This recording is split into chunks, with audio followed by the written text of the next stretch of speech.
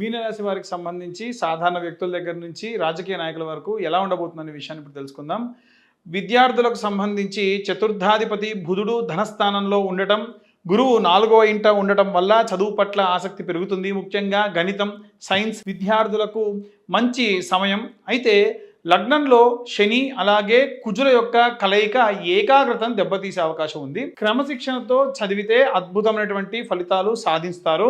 అలాగే వీరు ఏవైనా సరే పనులు చేసేటప్పుడు సరస్వతీదేవి యొక్క ఆరాధన చేయడం అనేటువంటిది చాలా మంచిది. ఇక ఉద్యోగస్తులకు సంబంధించిన విషయానికి వస్తే వీరి బాధ్యతలు పెరుగుతాయి. లగ్నంలో కుజుడు ఉండడం వలన పనిలో వేగం పెరుగుతుంది. కానీ శని వల్ల కొన్ని పనులు ఆలస్యం కావచ్చు. పై అధికారులు మాట్లాడేటప్పుడు ఒకంత జాగ్రత్త అవసరం. అలాగే ధన స్థానంలో సూర్యుడు ఉండటం వలన జీతాలు పెరుగుదల, అలాగే లేదా పాత బకాయిలు కూడా అందేటువంటి సూచనలు ఎక్కువగా గోచరిస్తూ ఉన్నాయి. వైవాహిక జీవితానికి సంబంధించి కూడా ఉద్యోగస్తులకు సంబంధించి ఇప్పుడు మనం చెప్పుకున్నాము.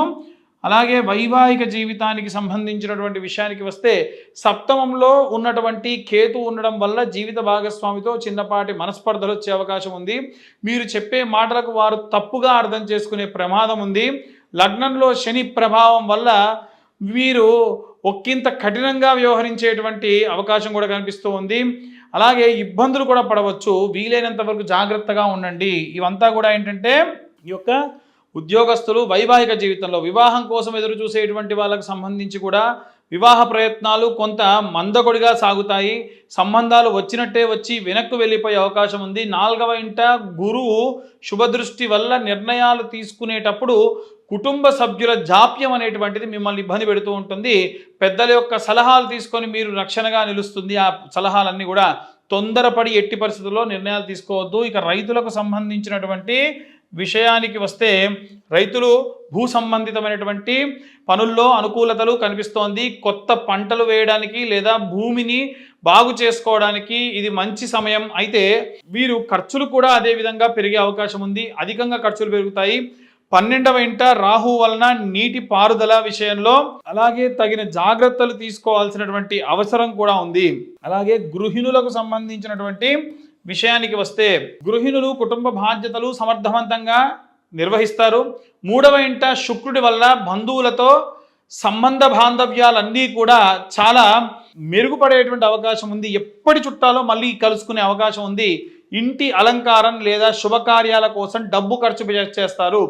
ఆరోగ్యం విషయంలో తలనొప్పి లేదా కళ్ళకు సంబంధించినటువంటి సమస్యల పట్ల అప్రమత్తంగా ఉండాలి. అలాగే రాజకీయ నాయకులకు సంబంధించినటువంటి విషయానికి వస్తే ఈ యొక్క రాజకీయ నాయకులు మీ యొక్క మాట సమాజంలో మంచి గుర్తింపు తెస్తుంది. 2వ ఇంట సూర్యుడు మీ యొక్క ప్రసంగాలకు సంబంధించి పదునెక్కించేటువంటి మాటజాలాన్ని బయటికి తీసుకొస్తూ ఉంటాడు. అయితే లగ్నంలో ఉన్నటువంటి శని కుజుల వల్ల ప్రత్యర్థుల నుండి గట్టి పోటీ ఎదురవుతుంది. అలాగే మీ యొక్క వ్యూహాలకు ప్రతి వ్యూహాలు వచ్చే అవకాశం ఉంటుంది. వివాదాలకు కాస్త దూరంగా ఉండండి. మీ కెరీర్ ఇప్పుడు చాలా అద్భుతంగా ఉందని చెప్పొచ్చు. సినిమా, మాస్ మీడియా రంగాల్లో ఉండేటువంటి వాళ్ళు, సోషల్ మీడియా, యూట్యూబ్ ఇన్ఫ్లుయెన్సర్ ఎవరైతే ఉన్నారో మీడియా రంగంలో ఉండేటువంటి వాళ్ళు సంచలనాత్మకమైనటువంటి విషయాలను వెలుగులోకి తెస్తారు. సినిమా రంగంలో వారికి శుక్రుడి యొక్క అనుకూలతల వల్ల కాంట్రాక్ట్ సంబంధించినటువంటి పనులు కూడా లభించే అవకాశం ఉంది. మీ ప్రతిభకు తగ్గటువంటి పారితోషికం కూడా లభిస్తుంది. అయితే ప్రయాణాల్లో మటుకు చాలా జాగ్రత్తగా ఉండాలి. ఇప్పుడు వీరికి ఉన్నటువంటి ఏలినాటి శని ప్రభావం అనేటువంటి దాని వలన వృద్ధులు ఎవరైతే ఉంటారో ఆరోగ్యం విషయంలో ప్రత్యేక శ్రద్ధ చూపించాలి.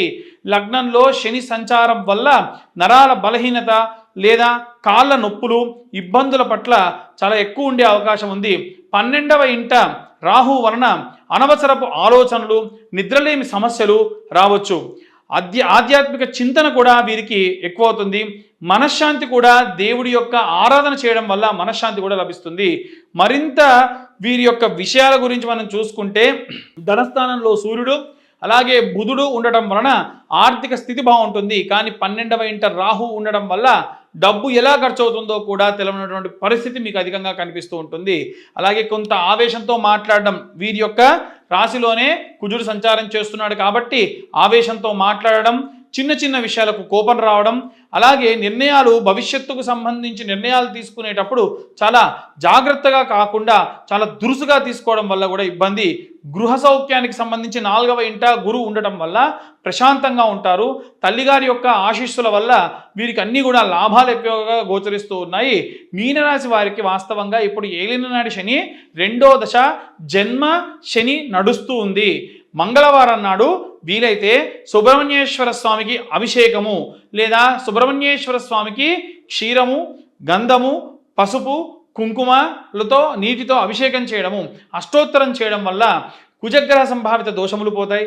శివాలయంలో శనివారం నాడు నువ్వుల నూనెతో దీపారాధన చేయడం, శివుడికి కూడా నువ్వుల నూనెతో అభిషేకం చేయించడం చాలా మంచిది.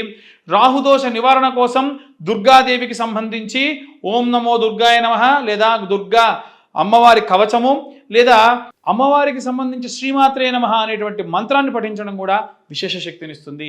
ఇవన్నీ కూడా వారికి ఉన్న ప్రతికూల పరిస్థితులు, ఎలాంటి రెమెడీస్ తీసుకోవాలో చెబుతున్నప్పటికీ విశేషంగా ఇంకా మనం ఏ రెమెడీస్ తీసుకోవాలి, ఎలాంటి మంత్రం చదవాలి, ఎలాంటి దీపారాధన చేయాలనేటువంటి విషయాన్ని ఇప్పుడు మనం తెలుసుకుందాం. ముఖ్యంగా ఫస్ట్ గృహిణుల విషయానికి వస్తే, కొంతమంది గృహిణులు వాళ్ళ యొక్క భర్తల వల్ల ఇబ్బంది పడుతూ ఉన్నారు. వాళ్ళు చెప్పిన మాట వినట్లేదు లేదా బాగా ఇబ్బంది డ్రింక్ చేసి వచ్చి ఇబ్బంది పెడుతున్నారని కొంతమంది కొన్ని కామెంట్స్లో పెట్టారు. వాళ్ళ కోసం ఈ రెమెడీ ప్రతి సోమవారం నాడు కూడా ఒక రాగి చెంబులో నీళ్లు తీసుకొని ఒక ఆలగడ్డ తీసుకొని ఆంజనేయ స్వామి దేవాలయంలో రావి చెట్టు వేప చెట్టు కలిసి ఉన్నటువంటి చోటికి వెళ్ళి ఆ రావి చెట్టు దగ్గర ఆ యొక్క ఆంజనేయ స్వామి దగ్గర ఆలగడ్డ లేదా లోపల వాళ్ళు తీసుకెళ్ళనివ్వరు బంగాళదుంప అనుకుంటే కనుక ఆ బంగాళదుంపను అలాగే స్వామివారి దగ్గర ప్రదక్షిణలు చేసి బయటకు వచ్చి రాగి చెంబులో నీళ్లు పోసి ఆ యొక్క బంగాళదుంప అదే ఆలగడ్డను కట్ చేసి నీళ్ళలో వేసి రావి చెట్టు వేప చెట్టు చుట్టూ కూడా ఒక 21 ప్రదక్షిణాలు చేసి అవి నీళ్లు ఆ యొక్క బంగాళదుంప అంటే ఆలగడ్డను అందులో వేసేసేయండి. దాని వలన మీ బలమైనటువంటి కోరికలన్నీ కూడా తీరతాయి.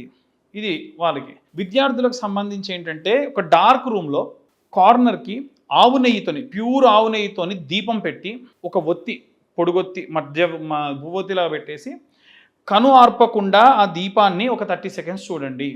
దగ్గరగా కాదు, కొంచెం దూరంగా చీకటి రూమ్ ఉండాలి. ఇలా చూసిన తర్వాతకి ఏదైనా చదవడం, నిత్యము కూడా ఉదయం పూట మీరు ఏదన్నా చదవాలి, చదివింది నాకు బాగా గుర్తుండాలి అనుకుంటే నిద్రపోయి లేచిన తర్వాతకి మనసంతా ప్రశాంతంగా ఉంటుంది. వెంటనే సూర్యోదయం కంటే ముందే 4:30-5 గంటలకు లేచి స్నానం చేసి అమ్మవారికి సంబంధించి వాగ్దేవి అయిన నమః 11 సార్లు అనుకొని మీరు ఏం చదివితే అది మీ మైండ్లో గుర్తుంటుంది. సో విద్యార్థులందరూ కూడా ఈ పని చేయండి. ఇక ఎవరైతే ఉద్యోగస్తులు ఉంటారో వారికి సంబంధించి వారికి ఉన్నదాల్లో ఏంటంటే విపరీతమైన స్ట్రెస్, ఈ ఉద్యోగము, ఈ విద్య, స్కూలు, ఇల్లు అన్నీ దాటుకొని ప్రశాంతంగా ఉందామని వస్తే అదే ప్రెషర్కి డబల్ ట్రిపుల్ ప్రెషర్ ఆఫీస్లో ఇస్తూ ఉన్నారు ఇవాళ రేపు. కాబట్టి వీరు ప్రతిరోజు కూడా ఒకటి నమ్మండి, పరమశివుడు లేదా లక్ష్మీ నరసింహస్వామి మీ వెంటే ఉన్నాడు అనుకొని రోజు ఉదయాన్నే ఒక 108 సార్లు ఓం నమః శివాయ అన్న మంత్రాన్ని సూర్యోదయం కంటే ముందే నిద్ర లేచి తెల్లటి వస్త్రాలు ధరించి ఒక మ్యాట్ వేసుకొని అలా కూర్చొని వీలైతే డాబా పైన ఎక్కడైనా చేయండి ఓం నమః శివాయ అన్న మంత్రాన్ని. సాయంత్రం మీరు ఆఫీస్లో ఉన్నా సరే కాళ్ళు చేతులు కడుక్కొని మళ్ళీ ఆఫీస్లో ఎక్కడైనా ఒక చోట కూర్చొని ఓం నమః శివాయ అన్న మంత్రాన్ని 108 సార్లు. ఎన్నో పనులుంటాయి. మనం భగవంతుడికి కేటాయించేది కేవలం పొద్దున 10 సాయంత్రం 10 నిమిషాలు. మీ మానసికమైనటువంటి స్ట్రెస్ అంతా కూడా పోతుంది. లక్ష్మీ నరసింహస్వామి ఇష్టం మీకు అనుకుంటే ఓం లక్ష్మీ నారసింహాయ నమః. స్వామివారు మీకున్న కష్టానికి ఆయనే స్వయంగా ఒక ఉగ్రుడిలా వచ్చి ఆ కష్టాన్ని తీర్చేస్తాడు.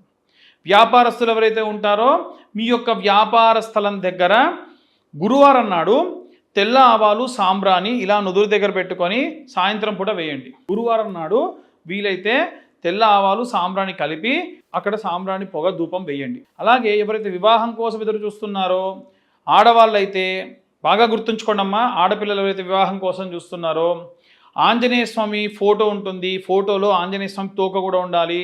మంగళవారం నుంచి ప్రారంభించి 21 మీకు డేట్ ప్రాబ్లం అంతా క్లియర్ అయిన తర్వాతకి 21 డేస్ 21 రోజులు రోజు కూడా ఆంజనేయ స్వామి తోక వరకే సంపెంగ నూనె సింధూరం కలిపి బొట్టు పెట్టండి. 21 రోజుల పాటు చేయండి. అబ్బాయిలు ఎవరైతే ఉన్నారో వాళ్ళు 21 రోజుల పాటు బాగా వినండి.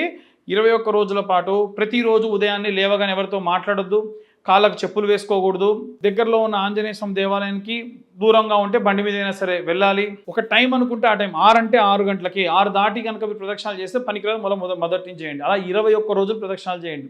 ప్రదక్షిణాలు అయిన తర్వాత మీరు మాట్లాడొచ్చు, ప్రదక్షిణాలు అయిన తర్వాతకి మీరు ఎక్కడికైనా వెళ్ళొచ్చు. ఆ ప్రదక్షిణాలకు వాడేటువంటి దుస్తులు ఇక దేనికి వాడకూడదు, కేవలం దేవాలయానికి మాత్రమే వాడాలి. ఇలా 21 రోజుల పాటు చేస్తే మీ బలమైన కోరికలు కూడా తీరుతాయి. మూడవది, రాజకీయ నాయకులు ఎవరైతే ఉన్నారో రాజశ్యామల యాగం లాంటివి చేయించుకోండి. దుర్గా సప్తశతితో కూడినటువంటి చండీ హోమం చేయించుకోండి. దానివల్ల ప్రతికూల పరిస్థితులు పోతాయి. సినిమా రంగంలో ఉన్న వాళ్ళు కూడా అష్టలక్ష్మీ దేవతకి లేదా అమ్మవారి దేవతలందరికీ కూడా విశేషమైనటువంటి పూజలు హోమాలు నిర్వహించుకోండి. ఉన్నటువంటి కాలం అంత మంచిగా లేదు. రైతులు ఎవరైతే ఉంటారో పాలు అలాగే నీళ్లు కలిపి జంట నాగులకి ఎక్కడైతే రావి చెట్టు వేప చెట్టు కింద ప్రతిష్ఠ చేసి ఉన్నారో వాటికి పోసి, ఆ పోసినటువంటి జలమంతా కూడా ఎక్కడైతే మట్టిలోకి వెళ్తుందో ఆ మట్టి అంతా తీసుకెళ్ళి మీ పొలంలో చల్లుకోండి. ఇంకా వీలైతే పసుపుతో భూసూక్త పారాయణం దగ్గరలో ఉన్న అర్చకులు దేవాలయాల్లో చేస్తారు. ఆ పొలాన్ని నీళ్ళలో కలుపుకొని పొలం అంతా చల్లుకోండి. ఇంకా మీకు ఏమైనా రెమెడీస్ ఉంటే నేను ఇందాక చెప్పినటువంటి దాంట్లో క్లియర్గా నైరుతి భాగంలో నిమ్మకాయ కోసి పెట్టేసేయండి. పసుపు కుంకుమ చల్లక్కర్లేదు. ఆముద దీపం కూడా చాలా మంచిది. ఇవన్నీ కూడా వీరికి చెప్పేటువంటిది. వృద్ధాప్యంలో ఉన్నటువంటి వాళ్ళు కూడా వీలైతే శని చాలీసా, శని మంత్రము, శనికి సంబంధించిన ఏవైనా సరే చేయండి. దగ్గరలో ఉన్నటువంటి దేవాలయానికి వెళ్ళి విష్ణు సహస్రనామం, లలితా సహస్రనామం పారాయణాలు చేయండి. విశేషమైన శక్తినిస్తారు. ఏ వాంఛిత కోరికలు లేకుండా భగవన్నామస్మరణ, భగవద్ధ్యాసలో ఉండండి, ప్రశాంతత లభిస్తుంది. ఇలా జాతకానికి సంబంధించి ఇంకా ఇన్ డీటెయిల్గా కావాలనుకున్న వాళ్ళు కింద ఉన్న నెంబర్కు కాంటాక్ట్ చేయండి. మీ పేరు, మీ డేట్ ఆఫ్ బర్త్, టైము, పేరు కింద ఉన్న నెంబర్ కాంటాక్ట్ చేస్తే డీటెయిల్గా మీకు జాతక విశ్లేషణతో సహా 60-70 పేజీల్లో ఇస్తాము. అలాగే వివాహం కాని వారి కోసం కన్యావర పాశుపత హోమాలు, రాజకీయాలు, ప్రమోషన్స్ కావాల్సిన వారి కోసం రాజశ్యామల యాగం లాంటివి నిర్వహించడం జరుగుతుంది. ఆసక్తి కల వారు కింద ఉన్న నెంబర్కు కాంటాక్ట్ చేయండి. సర్వేజన సుఖినో భవంతు. స్వస్తి.